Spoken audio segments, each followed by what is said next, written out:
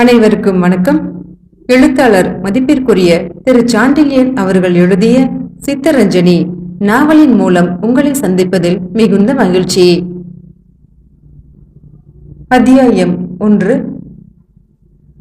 பாரத நாட்டின் தட்சிண பாரதத்தின் மேல்திசை அரணான சயாத்திரையிலிருந்து சற்று தள்ளி நாசிக்கியா நகரத்திற்கும் சிறிது மேற்கில் கோதாவரி நதி தீரத்தில் இருந்த சாதவாகன பேரரசின் தலைநகரான பிரதிஷ்டானாவின் பெரிய அரண்மனையின் மேல் உப்பருகையில் அமர்ந்திருந்த ராஜமாதா மகாராணி பாலஸ்ரீ சாதவாகனர்களின் மூதாதையான சிமுகன் காலத்தில் இருந்த பேரரசையும் பிறகு குறுகிவிட்ட அன்றைய அரசையும் எண்ணி பார்த்து பெருமூச்சு எறிந்தாள்.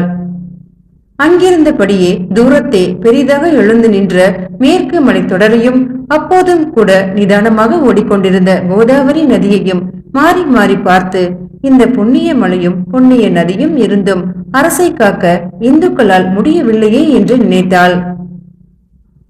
பெரியவர்கள் சம்பாதிக்கும் பெரும் சொத்துக்களை அளிப்பதுதான் அடுத்து வரும் குழந்தைகளின் கடமை போல் இருக்கிறது என்று நினைப்பால் சிறிது மனம் கலங்கவும் செய்தாள்.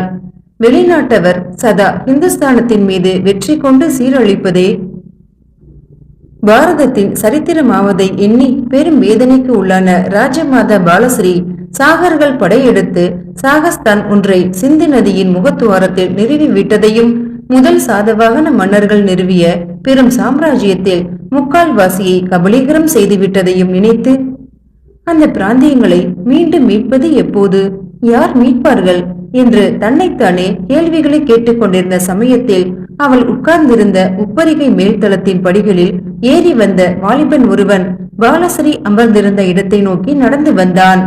சுமார் 6 அடிக்கும் மேலான உயரத்துடனும் உறுதியான நடையுடனும் தன்னை நோக்கி வந்த தனது மைந்தனை மிகுந்த அன்பும் பெருமையும் நிறைந்த கண்களுடன் பார்த்த மகாராணி பாலஸ்ரீ சாதவாகனர்களின் பழைய சாம்ராஜ்யம் ஒருவேளை அவன் காலத்தில் திரும்பவும் அமைக்கப்படலாம் என்று எண்ணினாள். கௌதமி புத்திர சதர்கனி என்ற பெயரை தாங்கிய அந்த வாலிபனின் அழகிய முகத்தில் சதா ஒரு சிந்தனையும், கண்களில் அவன் எதையோ எதிர்பார்ப்பது போன்ற சாயையும் விரிந்து கிடந்தன. அவன் கைகள் நீண்டும் உறுதியுடனும் இருந்ததையும், நடையில் ஒரு திடமும் விசால மார்பில் பல காயத்தழும்புகளும் காணப்பட்டதையும் கவனித்த ராஜமாதா அவன் காலத்தில் சாதவாகனர்களுக்கு ஏதாவது விடிமோட்சம் ஏற்படும் என்ற நம்பிக்கையும் கொண்டாள். அவன் அன்று மேலங்கி எதையும் அணியாமல் கழுத்தில் ஓர் ஆரமும் காதுகளில் 2 சிறு பொன் வளையங்களையுமே அணிந்து நெற்றியில் திலகத்தையும் பிறைச்சந்திரனை போல தீட்டி இருந்ததால் அவன் முகத்தில் பிரம்ம தேஜஸ் தொளித்துக் கொண்டிருந்தது. பிரம்ம குலத்தவரானாலுமே சாதவாகனர் தங்களை துரோணர் போலும் பரசுராமனை போலும் சத்திரிய அலுவல்களுக்கு மாற்றிக்கொண்டதால் அந்த குலத்தவனான அந்த வாலிபன் முகத்தில் அழகுடன் வீரக்கலையும் படர்ந்து கிடந்தது. ஏற்கனவே சில சின்னஞ்சிறு போர்களில் ஈடுபட்ட கௌதமி புத்திரன் பெரும் போர்களை நாம் ஏன் மேற்கொள்ளக்கூடாது என்ற யோசனையிலும் இருந்தான். அங்கி ஏதும் அணியாது இடுப்பில் இருந்த மூலக்கச்ச வேஷ்டியுடன் தாயை நோக்கி வந்த சமயத்திலும் அவன் இடையில் சின்னஞ்சிறு கட்டாரி ஒன்றை சொருகி இருந்தான். ஏதோ சிங்கம் போல நடந்து வந்த மகனின் கோலத்தையும் இடையில் இருந்த கட்டாரியையும் நோக்கிய ராஜமாதா பொன்முறுவலுடன் மைந்தனை வரவேற்றாள். மகனே, இதென்ன அந்தன வேடமா சத்திரியர் வேடமா என்று புன்சரிப்பின் ஊடே வினா ஒன்றையும் எழுப்பினாள். இரண்டும் சேர்ந்தது என்று பதில் கூறினான் கௌதமி புத்திரன். அதற்கு லேசாக நகைத்து, இரண்டும் சேருமா என்று பாலஸ்ரீ வினவினாள். பரசுராமன் விஷயத்திலும் துரோணர் விஷயத்திலும் சேருமானால் எனது மூதாதைகளுக்கும் சேரும் என்றால் எனக்கு ஏன் சேரக்கூடாது என்று கேட்டான் அந்த வாலிபன்.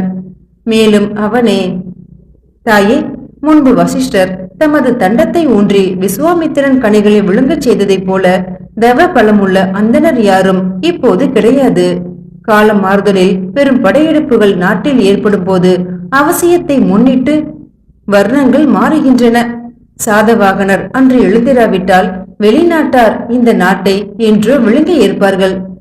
இன்று நமது சாம்ராஜ்யம் சற்றே சரிந்ததற்கு நம் பலமும் போரிடும் சக்தியும் குறைந்ததுதான் காரணம் என்று விரிவாகவே பேசிய கௌதமி புத்திரன், தாயே, இத்தனை நேரம் ஏதோ சிந்தனையில் ஈடுபட்டிருந்தாயே எந்த கோட்டையை பிடிக்க யோசித்துக் கொண்டிருந்தாய் என்றும் கேட்டான்.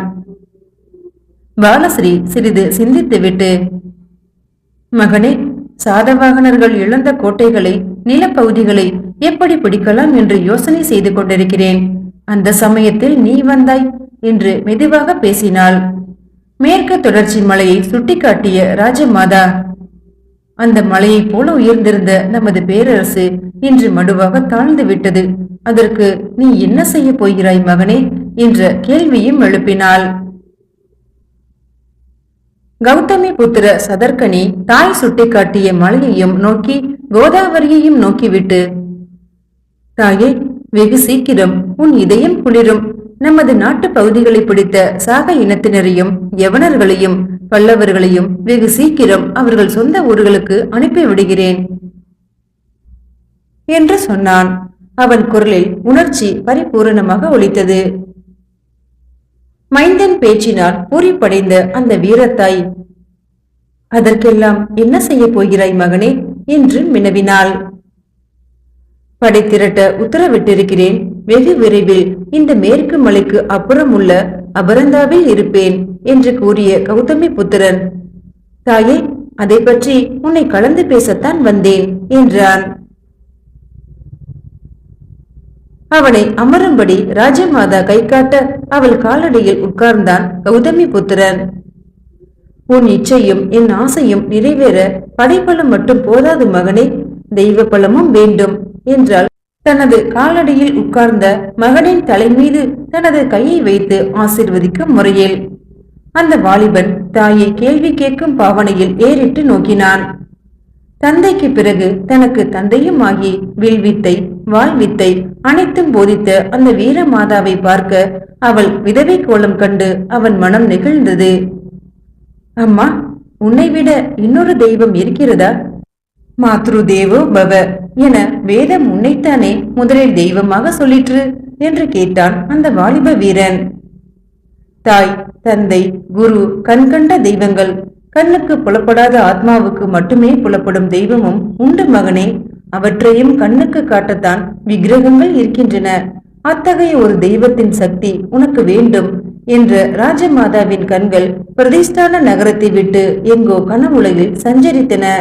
கனவில் பேசுவது போலவே பேச முற்பட்ட பாலஸ்ரீ, மகனே, நமது மூதாதைகளான சிமுகனும் கிருஷ்ணனும் முதல் சதர்கனியும் புஜப்பழத்தோடு தெய்வ பழத்தையும் நம்பித்தான் சாதவாகன பேரரசை நிறுவினார்கள்.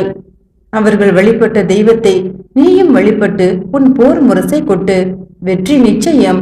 உன் தாய் தனது வாழ்நாளிலேயே மீண்டும் அந்த பெரிய சாம்ராஜ்யத்தை பார்த்துவிட்டு பிராணனை விடுவாள் என்று உணர்ச்சியுடன் கூறினாள். தனது மூதாதைகளின் வெற்றிக்கு ஏதோ தெய்வ பலம் காரணம் என்று தாய் சொன்னதை கேட்டு வியப்படைந்த கௌதமி புத்திரன், அது எந்த தெய்வம் அம்மா, எங்கிருக்கிறது என்று வினவினான்.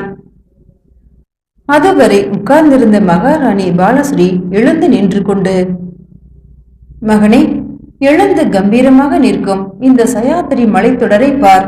இங்கிருந்து சற்று தெற்கே கொங்கணத்தின் வழியாக சென்றால் பூமிக்கு கீழே கோவில்களை உடைய தாபிலேஸ்வரர் என்ற துறைமுகம் இருக்கிறது.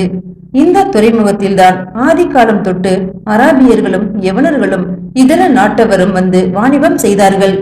இது முன்பு அமராவதி என அழைக்கப்பட்டது. அங்கு காட்டு ரூபத்தில் தெய்வம் காட்சியளிப்பதாக ஒரு ஐதீகம் உண்டு.